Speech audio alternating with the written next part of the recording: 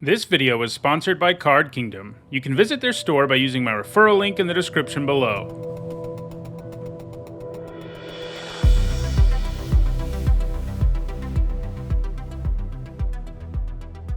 Hi everyone, I'm Nizzanotes, and today is Saturday, and that means it's time for Nizzanotes, my weekly vlog series about limited magic.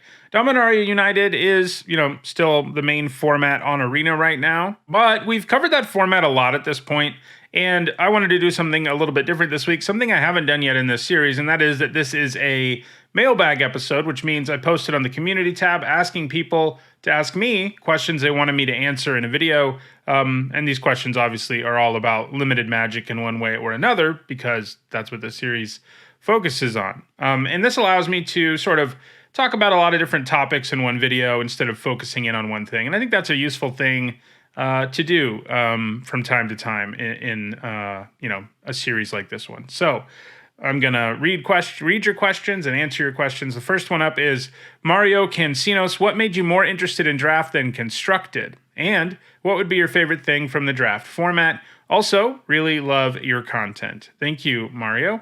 So, yeah, obviously I do like limited more than constructed. 99% of the magic I play is limited. Obviously, I follow constructed. My series about the history of the game requires me to have done so. And I played a lot more constructed up until about, 2008 or something like that. Since then, I've played a lot less constructed.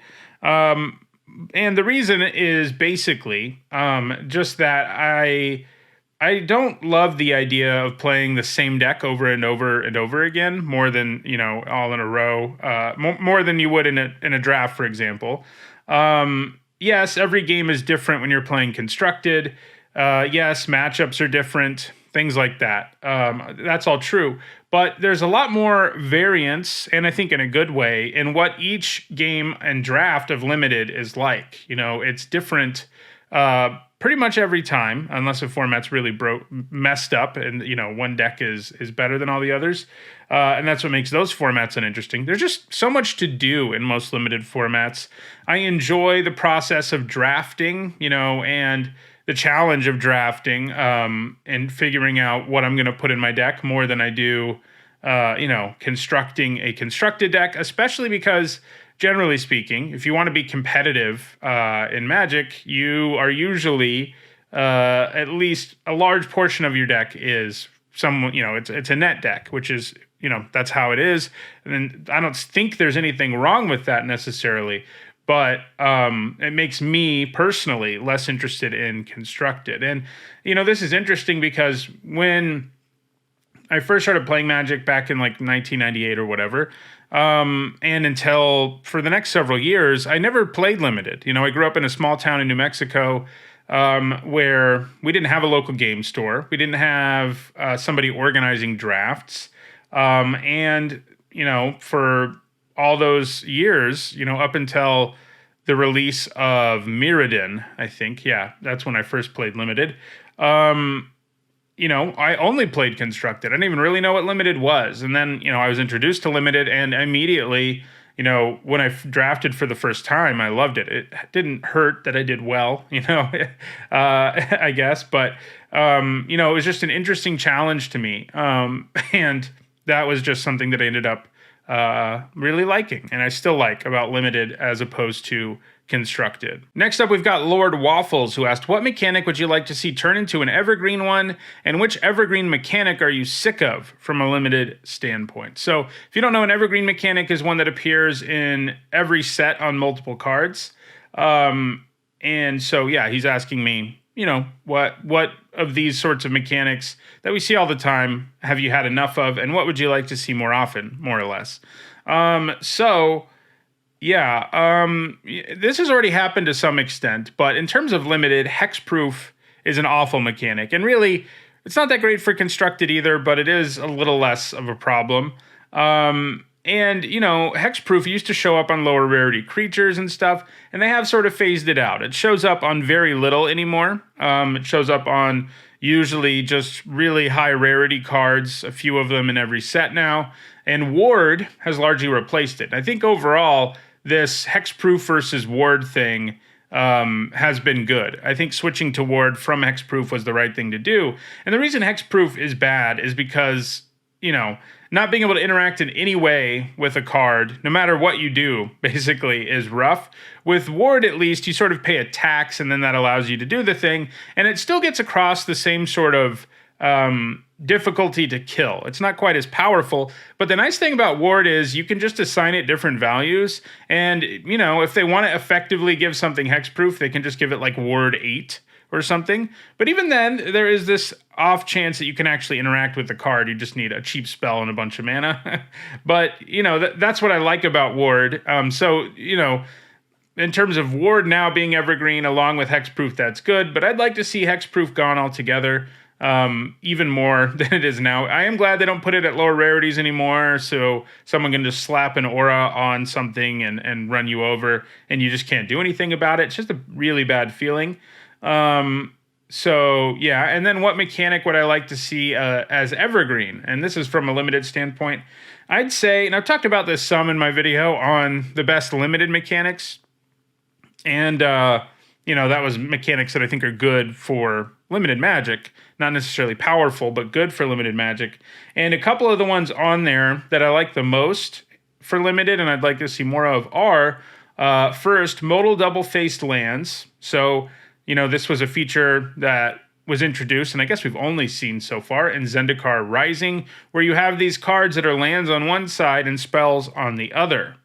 This is really nice for limited because, it happens. Variance is part of Magic. Sometimes you get mana screwed, sometimes you get mana flooded, and this helps solve both of those problems in a way, because this can be a land when that's what you need, when you're really mana screwed and you need a land. A modal double-faced card that's a land on one side and a spell on another can be a land. But if what you don't need, if you're flooding out and you don't need any more lands, you can use it as a spell. And so I thought that was an excellent mechanic.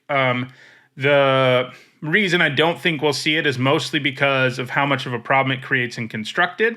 By making these modal double-faced lands, I have to be very careful designing them, and that's just a massive headache because it's a powerful thing even in limited, but in Constructed, being able to have lands that are also spells is even more of a thing, even more powerful. So, that makes a problem for Constructed. And the other one is cycling. People, if you're a newer player, you probably have bad memories of this from Ikoria, where there was a cycling deck that was completely busted. That's not what I mean. I just mean having cards that have cycling. This has a similar effect to what I was saying about modal double-faced lands, because if you add cycling to spells, you can, or lands, they do add it to non-basics too. If you add it to either of those things, you make a card significantly better, and more flexible. Like, it's a situational card and you can't use it, cycle it away. If you are flooding out and you draw a land with cycling, you can just throw it away and draw a new card. And all of that, I think both modal double-faced lands and cycling would decrease the amount of really negative experiences people have playing Magic and limited more generally. And with cycling, you do also have to be careful, but even if they just added cycling 4 to a few cards every set, which would be expensive enough that it can't really do anything in Constructed, but still good enough for limited because you can just throw this thing away when you don't need it, that I think that would be pretty nice just to have that on some more cards. You're going to have less mana screw, you're going to have less mana flooding, and I think both of those things overall are good. I mean, there has to be some degree of mana screw and mana flooding. That's just part of Magic, but you can minimize it to some extent with mechanics like that. So those are things I'd like to see more of. I think the cycling thing is more likely than the modal double-faced card thing is. All right, next up is Majestic Star Duelist, who asked, when is the best time to hate draft? Although you could spend a whole Nizzanotes on hate drafting. Well, thank you for your question. I have actually talked about this a little bit before, I think in my list. I'm trying to remember when I did, but I think it must have been, I don't think I did a whole video on hate drafting, but I did a video on 10 tips to improve your limited game a while back. And one of them is basically don't hate draft. So that answers your question. Hate drafting is not a good idea 99% of the time. This is an interesting thing that people pick up on relatively early in Limited. They hear other people talk about it or whatever, and then they think it's a good idea to do. But the problem is here with hate drafting, to elaborate a little more on it, is so by the way, if you don't know, I guess I should define hate drafting. That's when you take a card that you can't actually use in your deck, but that you're worried about someone else having in your draft pod. So, a really powerful card, it generally would be the idea. So you have to really look at how much value you're actually getting out of hate drafting. And it's not much. So, if you hate draft a card, the idea is that your opponent won't be able to use it. But if you really look at the math and think about what happens if your opponent, someone else in the draft pod gets this card, the chances you actually play against that person and they get that card when you play them are actually pretty low. So you're not getting much value out of hate drafting. What's more is you don't even know, this is the nature of Limited, you don't even know for sure that you are hate drafting. There may not be anybody in your draft pod who is going to be able to effectively use this card. You just don't know what's going on. And so the lack of information you have and then the low probability of it helping generally means that you should just be taking a card that's good for your deck, because that's going to have a much higher impact. You have a larger number of games that you're going to play than you are games you play against your opponent. So if you take a card that's good for your deck, the expected value of that card is much higher than it is to hate draft. Now, I'm not saying you should never, ever, ever hate draft. There are a few situations where you can. One of them is, sometimes there isn't anything that good for you in a pack, and you're like, well, I don't really want, this person to have this incredible bomb or this premium removal spell, and then it's kind of okay to do, but it's still usually going to be better to take a C level card for your deck than it is to take away an A level card from your opponent.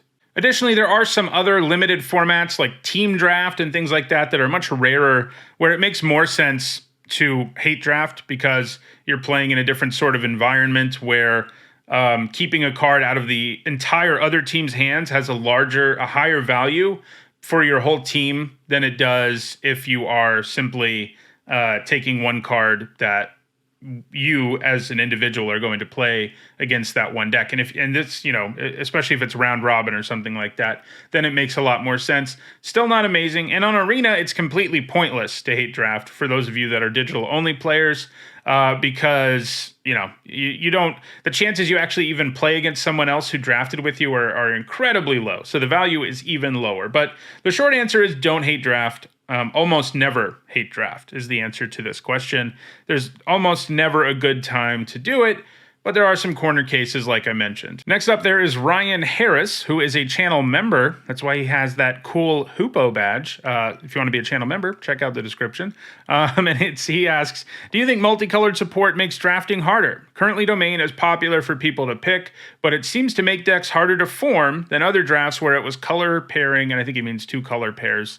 2 color decks mainly. So I think the answer here is pretty much yes, especially for players who have never experienced a format like Dominaria United before.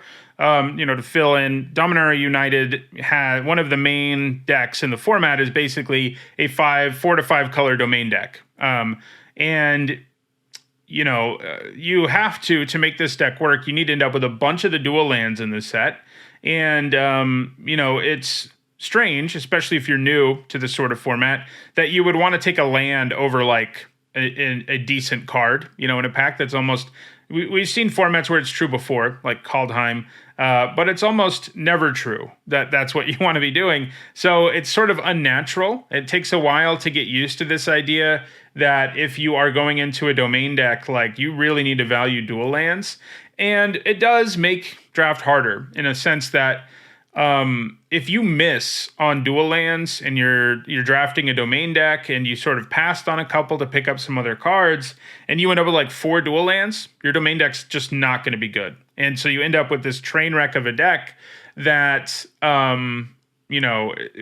is less likely to happen in other formats where you can just be taking the best cards in 2 colors and throw a deck together and it's going to be good. And it does make things harder. It takes some getting used to. It's also overwhelming, for newer players. The idea that you want to be playing 5 colors sounds absolutely insane if you're used to most limited formats.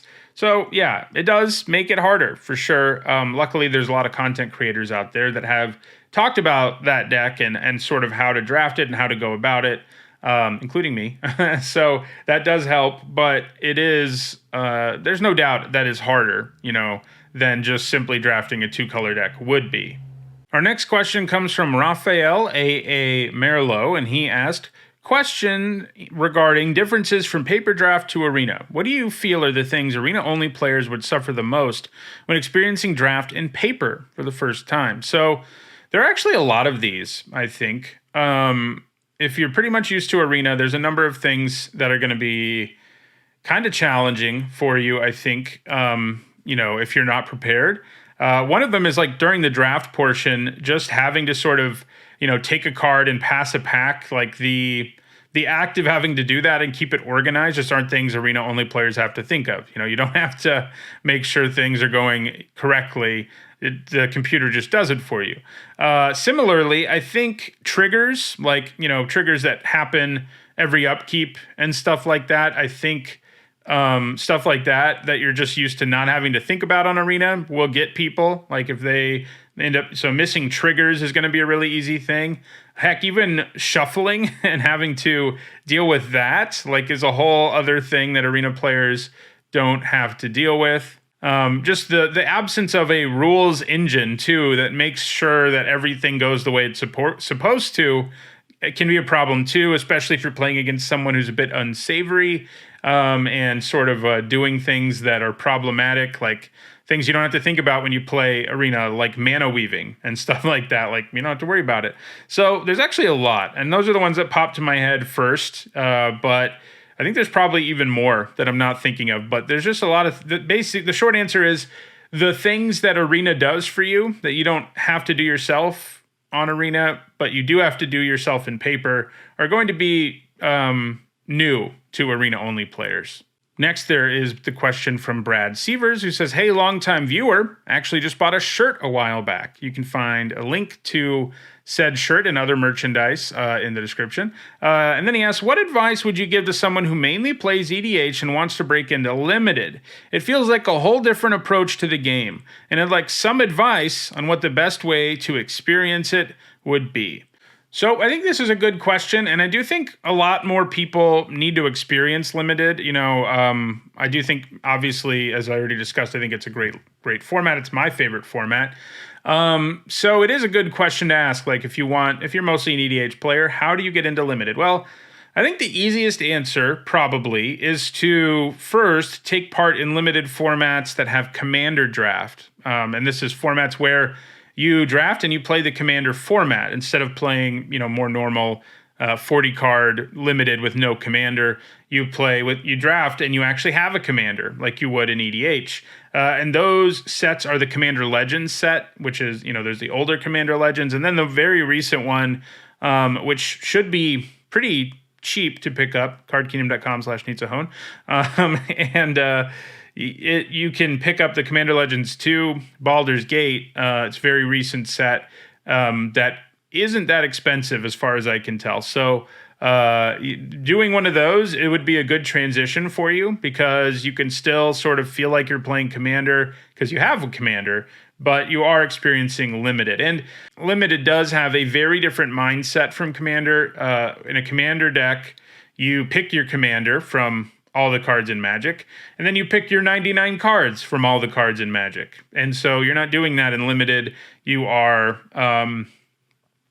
getting a limited pool of cards and making a deck there. I also think before, if you don't want to do Commander Draft, you could potentially do more of a Commander Sealed, which I think is less overwhelming for newer players. Sealed is where, of course, you open several booster packs and make a deck from those, rather than Draft, where each player in each round of each cycle of the draft opens a pack, takes a card, and passes it to either their left or their right, and you do that for 3 packs. That is definitely harder because you have to make more decisions, whereas you have to make decisions to create your card pool instead of just opening packs and having a card pool that you have to build a deck out of. So, maybe doing, I said commander draft, but maybe doing more of a commander sealed would be better for you.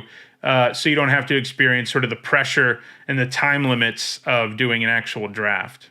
So our last question is from Die Goblin, and he says, when is it reasonable to splash a third color in a draft? So this is a good question. This is one that I could potentially spend a whole episode on, but I'll try to sort of simplify things here. So the first question you have to ask is, do you have a card that's worth splashing? And if the card you want to splash is neither a bomb nor premium removal with only one colored mana pip from that is different from your base 2 colors, you don't want to splash anyway. So you don't do it. The second question is, do you have enough fixing that splashing doesn't do more harm than good? And generally speaking, a good splash for a third color, and we're talking about regular limited formats here. We're not talking about Dominaria United, which is a format where it's very easy to splash because the mana is good. But most limited formats, have sort of medium or worse mana. And if you don't have enough fixing, whether it's creatures who can tap to add mana of any color or cards that search your library for lands or whatever, if you don't have enough fixing, you also shouldn't splash. And generally speaking, if you're playing a 2-color deck, you've got 17 lands, you do not really want to run more than one other basic land that's not in your 2 base colors.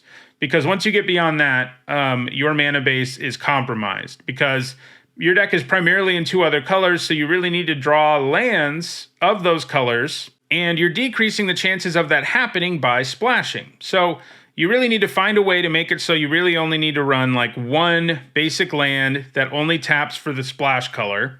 And then, in an ideal format, you have like a couple of dual lands or an evolving wilds. And then also, maybe you're in green and you have one card that can tap for mana of any color or whatever. So, but the main 2 things you have to ask, is it reasonable for me to splash? The answer to both of these questions has to be yes. Is the card I'm splashing powerful enough, i.e., premium removal or a bomb?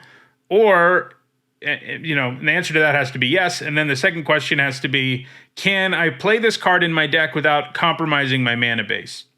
Which means, do I have good enough fixing? So if both of those answers to that are yes, then you should probably splash a third color. If the answer to either of those is no, then you probably shouldn't. To elaborate more on Dominaria United, to use sort of a concrete example of a format right now, that format has 10 dual lands that are at common. And so it's very easy to pull this off. Like if you're, obviously you can play 5 color decks in the format, but if you're one of the 2 color decks in the format, running like 2 duels and 1 basic land to splash something is very, very easy to do. And sometimes you don't even really have to run a basic of your splash color because you have like 4 duels that tap for your splash color. So yeah, hopefully that answers your question, but this is something that I could address. Building your mana base is probably something I should do a video on at some point, and I'll elaborate a little more on those things there. So that will do it for this edition of Nizzanotes. I think next week I'll address some broader topic about limited.